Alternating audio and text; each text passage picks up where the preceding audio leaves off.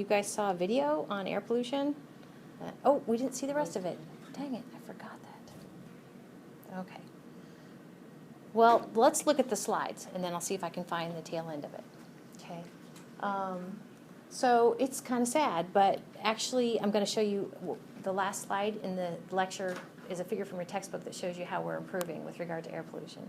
But did it not strike you that, like, historically, it was like the pollution you're putting out of your chimney translates to, you know, it's like more pollution, you know, you must be producing something.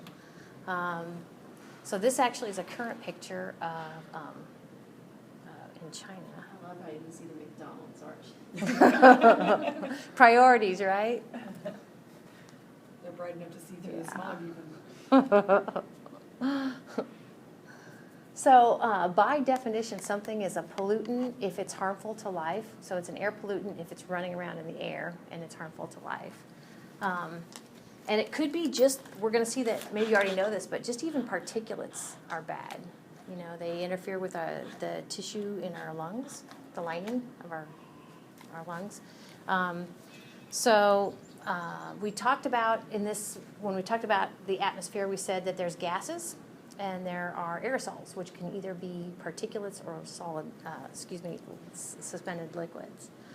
This is an important term, and when I look for something to put on your, to pick out for this unit, a lot of times I will focus on this idea anthropogenic. So if you're an anthropologist, you study humans. So anthropogenic source means it came from humans.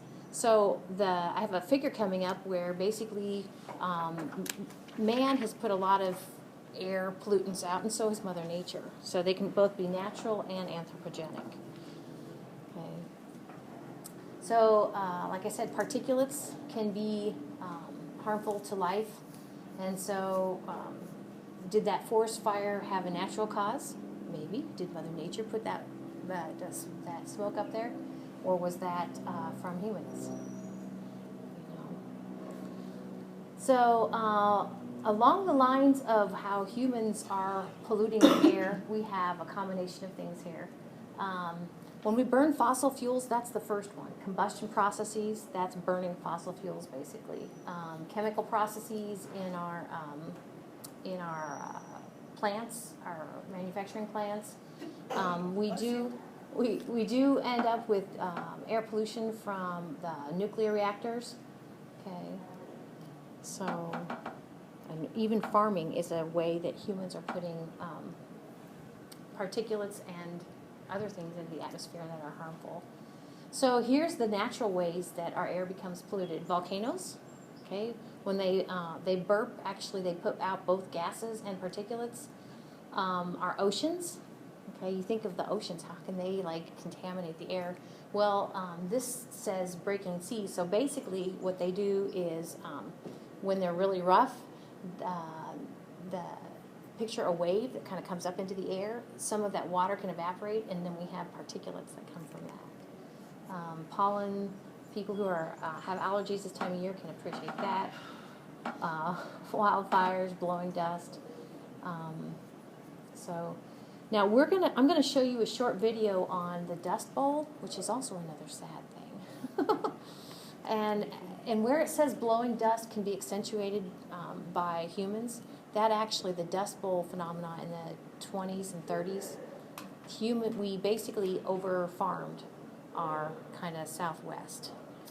And so speaking of the Dust Bowl, so this is the little video I want to show you, hopefully. I think they do a good job. Not have to occur. So we've made improvements since then. Happy face, right? So kind of leaving that era and going more into the present. These are different ways, mostly gases, of getting bad things into the atmosphere. Okay, so these are all types of air pollutants that come from man-made sources. So you've heard of carbon monoxide. Some of us have carbon monoxide detectors in our houses. A lot of these have to do with burning fossil fuels like carbon monoxide. Okay, Burning fossil fuels. Now the now the gas that we get at the pump is unleaded gas. Okay, but it used to have lead in it, which just a little bit of lead will, especially in young people, give you brain damage. These kind of collectively, these sulfur and nitrogen containing compounds, burning fossil fuels, one way to kind of fight this sort of pollution is actually to use a cleaner fuel. So, but sometimes that takes energy and money on the front end to clean the fuel before you burn it. Photochemical smog, that picture of China that we saw, which kind of the haze, a lot of that probably is photochemical smog. It's what we call a secondary pollutant. I'm going to kind of show you that in a minute. But ozone, we talked about ozone in here. Way back in Unit 1, I said there's good ozone and bad ozone. The good ozone's in the stratosphere. We don't want an ozone hole in the stratosphere, okay? But bad ozone actually is again a secondary pollutant that comes from actually the sun interacting with other chemicals. So it's another type of photochemical smog, or specific type of photochemical smog. So here is, in the video we watched on Monday, okay, they really kind of talked about, we have manufacturing-wise put restrictions on what they can put out their chimneys, which is great. But then it was kind of a trade-off, this idea of everybody needs their own car, which our family has several cars. Everybody needs their own car. That kind of has kicked in. So this is where most of our, or a fair bit of our air pollution comes from right now, from cars, transportation.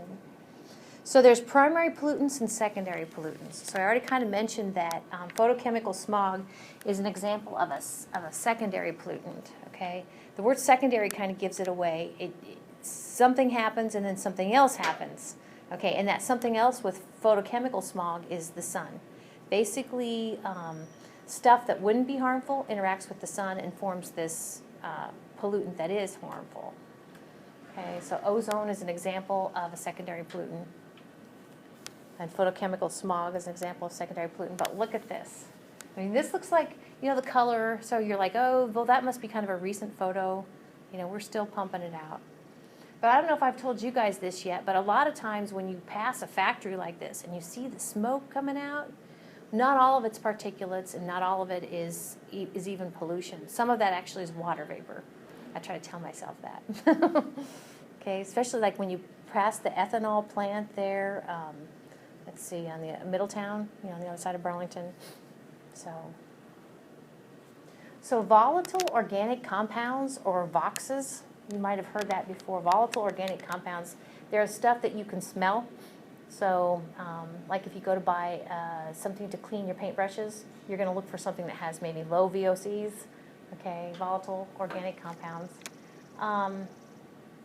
But in general, they are non-toxic unless they react with, unless then of themselves are non-toxic.